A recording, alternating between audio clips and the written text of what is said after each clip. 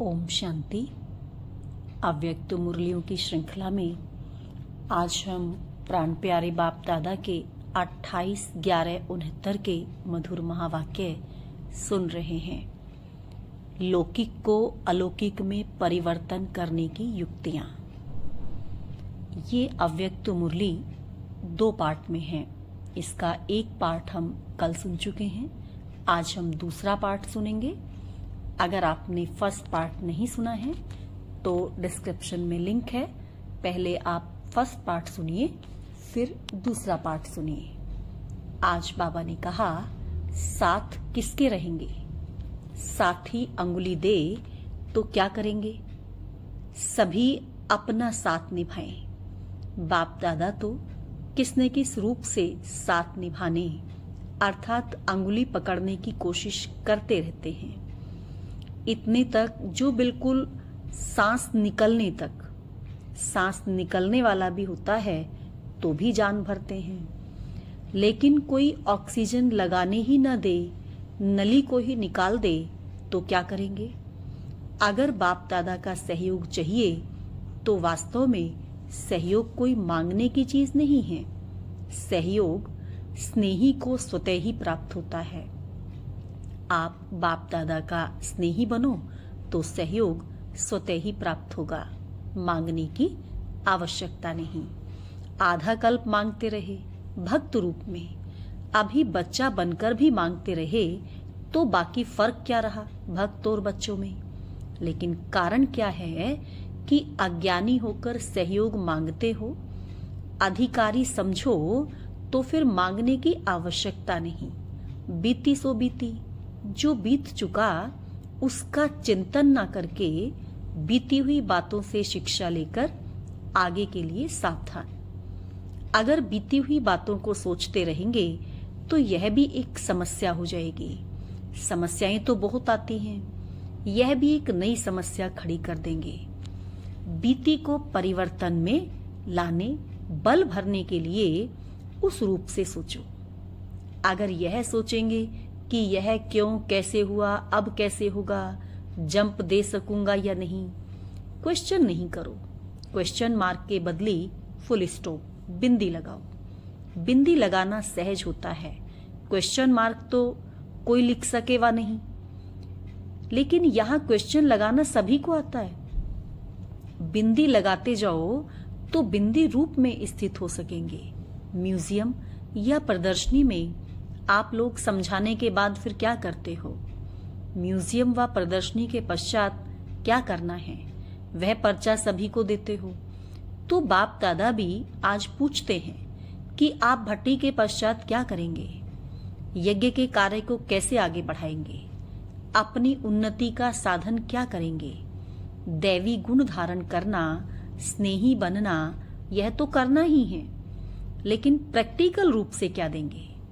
जैसे आप लोगों ने सुनाया भी कि अपने बाप दादा के परिवार के, अपने बाप दादा के और परिवार के सच्चे स्नेही बनेंगे।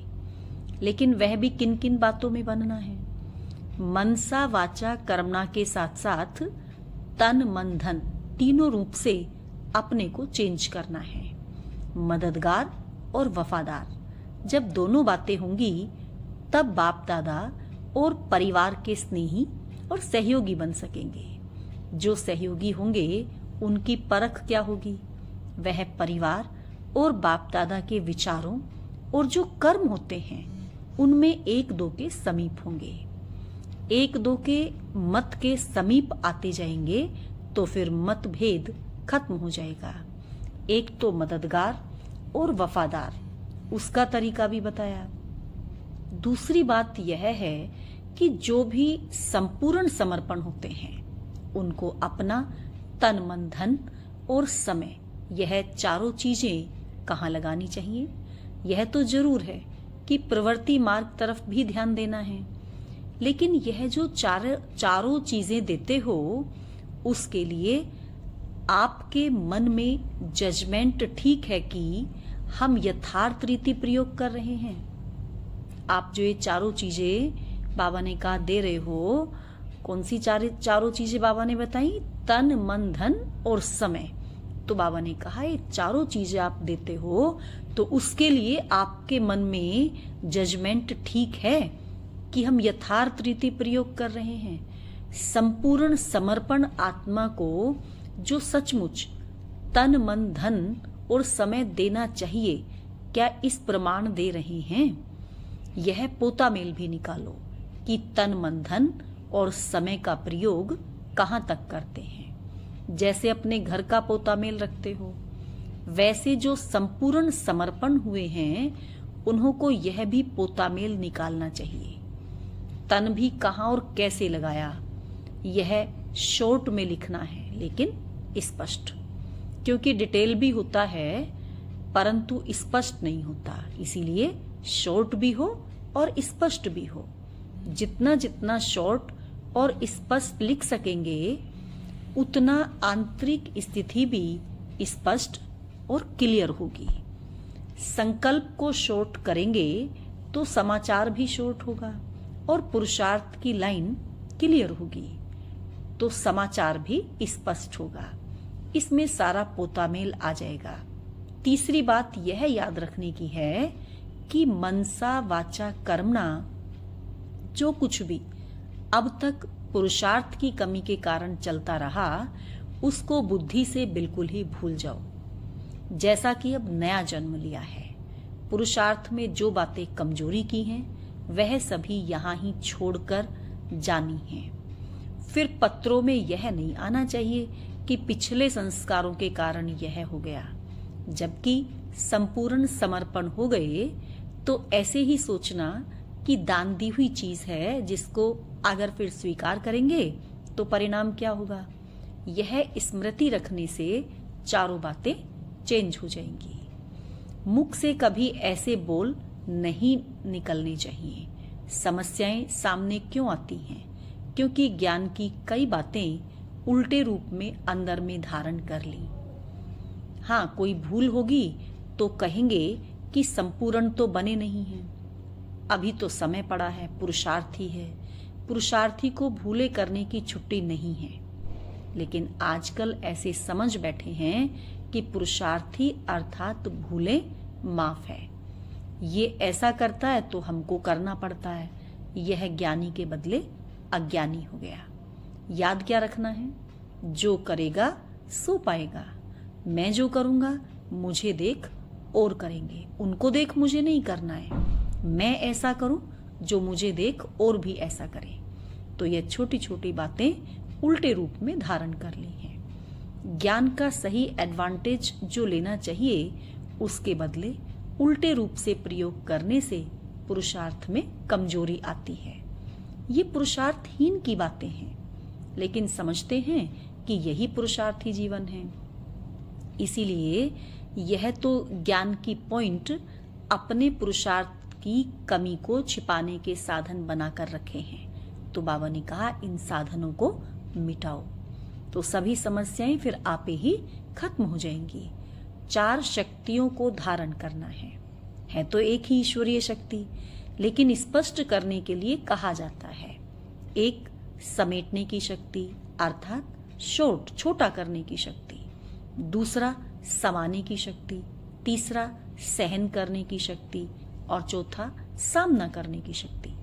लेकिन किसका सामना करना है? बाप दादा व दैवी परिवार का नहीं, माया की शक्ति का सामना करने की शक्ति। यह चारों शक्तियां धारण करेंगे तो संपूर्ण समर्पण को अविनाशी कायम रख सकेंगे। जैसे कहते हैं ना कि एक तो शॉर्ट रखो, छोटा करो, और शॉर्ट माना छांटना करो। यह करना है, यह सोचना है, यह नहीं, यह बनना है, यह नहीं। शॉर्ट करते जाओ और जितना हो सके शॉर्ट करो।